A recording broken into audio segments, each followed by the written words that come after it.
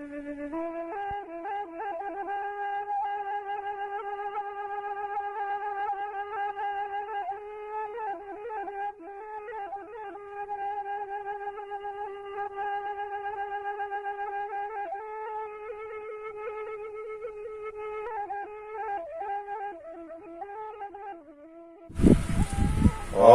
Swastiastu.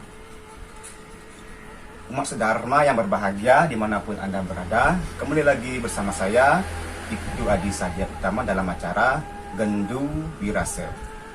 Pada kesempatan hari ini, saya akan mengangkat sebuah tema, yaitu jengah. Apa itu jengah? Dan bagaimana cara mengelola sikap jengah? Di samping saya sudah hadir narasumber. Beliau adalah penyuluh agama Hindu kantor Kementerian Agama Kabupaten Tabanan. Beliau ialah Bapak Made Danu Tirta. Om Swastiastu. Bapak, terkait dengan pertanyaan tadi, apa itu jengah dan bagaimana cara mengelola sikap jengah? Baik, terima kasih waktunya Putu Sadia. Om Swastiastu saya haturkan pada umat Hindu sedharma dimanapun berada. Jadi sebuah pertanyaan yang sangat baik sekali, sebuah pertanyaan yang sangat menarik sekali, yaitu tentang jengah. Jadi pada dasarnya semua manusia yang hidup di dunia ini pasti memiliki sikap jengah. Itu yang harus dicatat pertama. Terkait dengan pertanyaan tadi, apakah pengertian dari konsep jengah, dan kemudian bagaimanakah cara mengelola jengah dalam diri? Mungkin begitu pertanyaan tadi ya. Jadi dapat saya katakan bahwa jengah itu adalah sebuah respon dari diri seseorang terhadap lingkungan yang sudah mengalami keberhasilan. Itu sebenarnya jengah. Jadi ketika seseorang itu sudah ada dalam sebuah lingkungan yang notabene subjeknya itu atau orang-orangnya itu adalah sudah berhasil, maka di sanalah orang atau individu tersebut akan merenung dalam dirinya. Bagaimana dia bisa sesukses itu? Kemudian bagaimana cara dia sesukses itu? Nah, di sanalah akhirnya timbul sebuah sikap yang disebut dengan sikap jengah. Jadi bagaimana respon kita atau bagaimana respon orang-orang ketika berada dalam sebuah lingkungan yang berhasil, itu sangat menentukan sekali, itu sangat memunculkan sekali sikap jengah itu sendiri. Itulah pola munculnya konsep jengah dalam diri seseorang.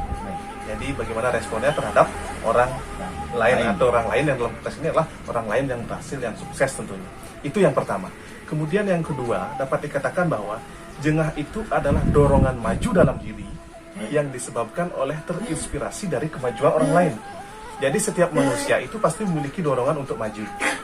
Dorongan untuk maju muncul dari mana? Salah satunya itu adalah sikap jengah ketika melihat kemajuan orang lain. Seseorang yang melihat kemajuan orang lain tentu dalam dirinya memiliki sebuah dorongan untuk maju. Orang lain pun bisa. Kenapa saya tidak bisa? Orang lain bisa berpendidikan ini, orang lain bisa berpendidikan ini. Kenapa saya tidak bisa? Oleh sebab itu, dorongan untuk maju itulah, atau dorongan untuk maju yang lahir dari lingkungan orang-orang berhasil itulah yang disebut dengan jengah. Baik. Jadi ketika melihat orang lain yang maju, batin ini terdorong untuk maju, itulah yang disebut dengan sikap jengah itu sendiri. Nah, kemudian yang ketiga, jengah itu juga dapat dikatakan sebagai semangat, spirit ya, untuk meniru bagaimana kiat-kiat sukses orang lain yang sudah berhasil. Jadi seseorang itu pasti memiliki rasa semangat dalam diri. Jadi dalam menumbuhkan rasa semangat dalam diri itu salah satu caranya itu adalah menyimak bagaimana keberhasilan orang lain yang kemudian ditumbuhkan dalam diri sendiri. Sehingga itulah yang akhirnya menimbulkan sikap jengah melahirkan sikap semangat untuk mampu terdorong menjadi orang yang maju, menjadi orang yang berhasil, sebagaimana kemajuan dan keberhasilan positif yang diraih oleh orang lain. Nah, itulah sikap jengah. Kemudian jengah itu pada dasarnya dapat dikatakan sebagai suatu sikap yang mengandung rasa iri hati. Tidak dapat dipungkiri bahwa jengah itu mengandung rasa iri hati. Mengapa mengandung rasa iri hati? Ya jelas, ketika kita melihat orang lain atau kita melihat lingkungan sekitar kita itu sukses, maka secara otomatis di dalam batin kita itu, wah, mengapa dia bisa sukses? Mengapa dia bisa seberhasil itu? Itu sudah salah satu indikasi iri hati. Namun jengah dalam konteks iri hati dalam hal ini adalah iri hati yang terkelola. Jadi jengah itu adalah iri hati yang dapat terkelola. Jadi tergantung bagaimana kita mengelola rasa iri hati ini. Jika kita mengelola jengah ini dengan baik, maka di sana dia menjadi iri hati yang bersifat konstruktif. Jadi iri hati yang suportif, yang mendorong diri sendiri untuk maju. Iri hati yang sportif. Ya, berarti iri hati yang mampu memberikan suatu bentuk kritik konstruktif dalam diri untuk maju. Kan tapi jika jengah itu kita biarkan terlibat oleh nafsu, maka ya selamanya dia itu akan menjadi sebuah rasa iri hati yang negatif. Rasa iri hati yang selalu muncul, rasa iri hati yang selalu ingin menumpas kebahagiaan yang diperoleh atau keberhasilan yang diperoleh oleh orang lain. Ya, itulah. Dan oleh sebab itu, jengah ini pada dasarnya berada dalam dua hal. Yang pertama, dia berada dalam sebuah pergaulan. Yang kedua itu bagaimana penilaian diri individu ini terhadap pergaulan ini. Nah, pergaulan yang bagaimana? Kembali, pergaulan yang sudah sukses. Jadi ketika individu ada dalam sebuah pergaulan yang sukses dan bagaimana sikap individu menyikapi keberhasilan tersebut, itulah yang juga disebut dengan jengah. Oleh sebab itu, di dalam menemukan sikap jengah yang baik, di dalam menemukan sikap jengah yang dapat memberikan suatu bentuk membangun kemajuan diri, maka ada baiknya kita tuh bergaul dengan orang-orang yang baik. Sehingga ketika kita melihat orang-orang yang baik, ketika kita melihat orang-orang yang sudah sukses, otomatis diri ini merasa jengah untuk dapat meniru kesuksesan dia. Jadi marilah kita bergaul dengan baik, bergaul dengan orang-orang yang bijaksana, bergaul dengan orang-orang yang memiliki pikiran suci, sehingga tingkah laku kita, bisikan batin kita, tekad kita pasti akan jengah untuk dapat sebijaksana itu, seberhasil itu. Gitu. Makanya dalam Barang Weda disebutkan bahwa wahai manusia, bergaulah dengan orang-orang bijaksana dan memiliki ribuan harta kekayaan. Hal itu mengindikasikan bahwa marilah kita bergaul dengan orang-orang yang bijaksana dan memiliki berbagai bentuk keberhasilan hidup, keberhasilan baik secara material, pendidikan dan sebagainya. Karena apa? Ketika kita bergaul dengan mereka, maka secara otomatis diri ini akan diberikan sebuah bisikan jengah. Bagaimana caranya agar mampu sebijaksana itu? Bagaimana caranya agar mampu sesukses itu? Seperti apa yang saya katakan tadi. Baik. Nah, itulah yang disebut dengan konsep jengah. Ya Pak Made, tadi disebutkan konsep-konsep mengenai jengah. Ya, kan itu ya. Itu tadilah konsep-konsep mengenai jengah itu sendiri. Sekarang terkait dengan pertanyaan yang kedua, bagaimana cara kita untuk mengelola sikap jengah tersebut? Ya. Baik sekali pertanyaannya. Jadi seperti obrolan kita sebelumnya, sikap jengah itu adalah sebuah sikap yang patut untuk dikeluarkan agar tidak dia menjadi iri hati yang terlalu diikat oleh nafsu. Bukan iri hati yang memberikan aspek konstruktif pada diri, aspek maju pada diri sendiri.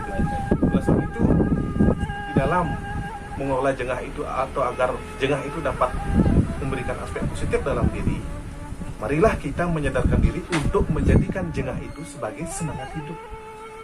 Ya, pembangkit semangat hidup itu tepat.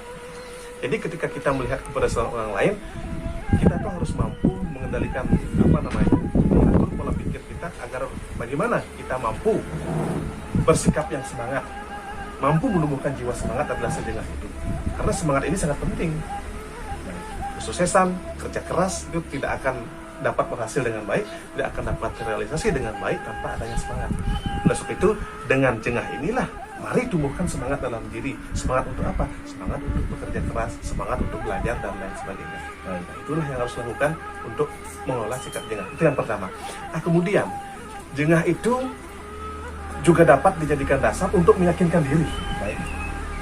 Jengah itu dapat dijadikan dasar untuk meyakinkan diri. Mengapa dapat dijadikan dasar untuk meyakinkan diri? Ketika kita terinspirasi dengan keberhasilan orang lain, ketika kita jengah melihat keberhasilan orang lain, maka yakinkanlah pada diri.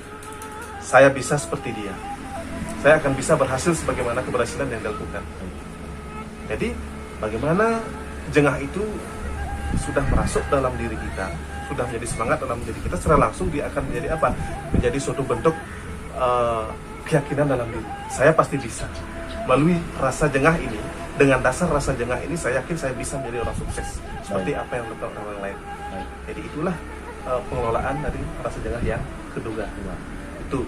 Kemudian yang ketiga, rasa jengah itu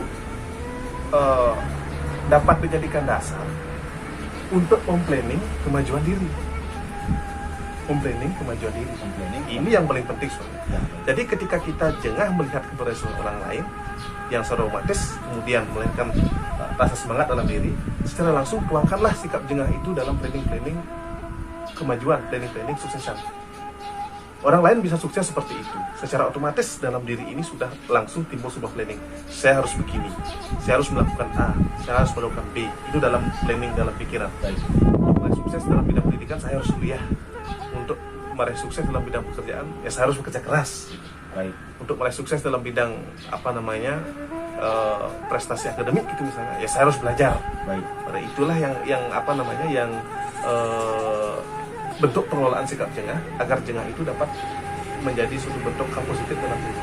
Jadi gunakan jengah itu untuk memanajemen atau memplanning daripada rencana-rencana kesuksesan ke depan. Baik. Jangan sekali gunakan jengah itu hanya sebagai rasa yang diam dalam hati, rasa yang menyesal dalam hati. Tapi apa? Tuangkan dia dalam planning menuju keberhasilan diri. Baik. Kemudian yang keempat, marilah kita gunakan atau kelola jengah itu dan tuangkan jengah itu dalam apa? Kerja nyata. Jadi ketika sudah ada rasa jengah yang akhirnya melahirkan semangat, jengah yang akhirnya melahirkan keyakinan diri, jengah yang kemudian melahirkan sebuah bentuk planning kemajuan, tuangkan semuanya itu, bulatkan semuanya itu dalam kerja nyata, kerja keras. Kerja keras. Ya. Oleh sebab itu, ketika kita jengah, walaupun kita memiliki sikap jengah, walaupun kita telah berhasil mengubah sikap jengah menjadi keyakinan diri, berhasil mengubah sikap jengah menjadi suatu bentuk semangat, menjadi suatu bentuk planning diri. Akan tapi itu semua kan masih dalam pikiran. Oleh sebab itu, mari bulatkan tekad, tuangkan semua itu dalam pekerjaan nyata atau bekerja keras. Maka di sanalah jengah itu akan memberikan dampak positif dalam diri kita. Baik. Oleh sebab itu, mari kelola jengah itu dengan baik. Nah, ada 3 hal juga yang patut dihindari dari jengah. Jengah jangan sesekali digunakan sebagai sikap untuk merendahkan orang lain. Ya, Baik. Jadi ketika kita sudah berhasil mengelola jengah itu sehingga kita menjadi orang yang sukses dan lain sebagainya, jangan sekali itu tidak dijadikan dasar untuk merendahkan orang lain. Baik. Kita tetap pada poros harmonis, kita tetap pada poros diam, artinya biasa-biasa saja. Baik. Itu yang pertama. Kemudian hindarkan jengah itu dari rasa pamer. Baik. Ketika kita sudah berhasil mengelola rasa jengah, ketika kita sudah mendapatkan kesuksesan sebagai hasil dari pengelolaan positif terhadap rasa jengah kita, janganlah kita pamer terhadap orang lain. Jangan sekali pamer terhadap orang lain. Termasuk di sini kurangilah rasa kompetisi berdasarkan jengah. Karena kan ada biasanya, oh dia bisa seperti itu, saya sudah jengah dalam hati, saya akan bisa lebih baik dari dia. Itu kan kompetisi. Jadi baik memang untuk berkompetisi, tapi jangan terlalu berlebihan. Ya. Oleh sebab itu, jengah itu pada dasarnya janganlah menjadikan orang itu sombong. Jadi ketika orang lain berhasil mengelola jengah sehingga dia menjadi orang sukses, menjadi orang terpelajar, menjadi orang berani, menjadi orang yang memiliki kekuasaan jabatan mungkin, jangan hal itu dijadikan sebagai apa? Dasar untuk ego. Ya, baik. Jadi ketika muncul suatu bentuk kesuksesan dalam bentuk keberanian, dalam bentuk kesuksesan karir, kekuasaan jabatan yang dilahirkan dari kesuksesan dalam mengolah sikap jengah itu, otomatis kan ada ego. Nah, egonya inilah kita harus hilangkan. Baik. Dengan cara apa kita harus menghilangkan ego ini? Dengan cara apa? Menyisipkan rasa kasih sayang dalam diri. Baik. Jadi ketika kita mempunyai kekuasaan, ketika kita sudah memiliki suatu bentuk keberhasilan dari jengah itu, liputilah dengan sikap kasih sayang. Baik. Agar kekuasaan dan keberhasilan dari jengah itu tidak menjadi ego, sifat ego. Sebab apa? Dalam filosofi Jawa disebutkan bahwa Suredire jaya ningrat, lebur dening pangastuti. Suredire artinya apa? Sikap yang berani. Jadi jengah itu kan melahirkan rasa berani. Kemudian jaya ningrat, jaya itu artinya kekuasaan.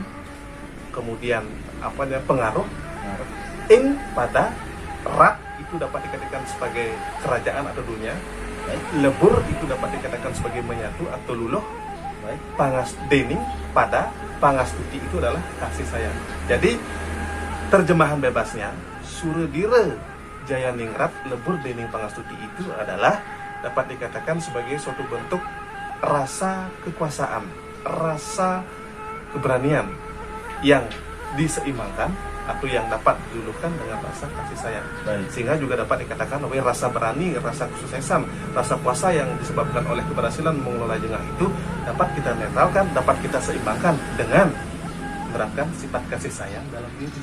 Jadi jangan dengan keberhasilan mengelola jengah itu, atau ketika kita sudah berhasil menjadi orang sukses akibat dari keberhasilan terhadap mengelola jengah itu untuk mengkonstruk diri sendiri, menjual diri sendiri, Baik. jangan kita itu sombong, jangan kita itu langsung merendahkan orang lain. Baik. Jadi apa?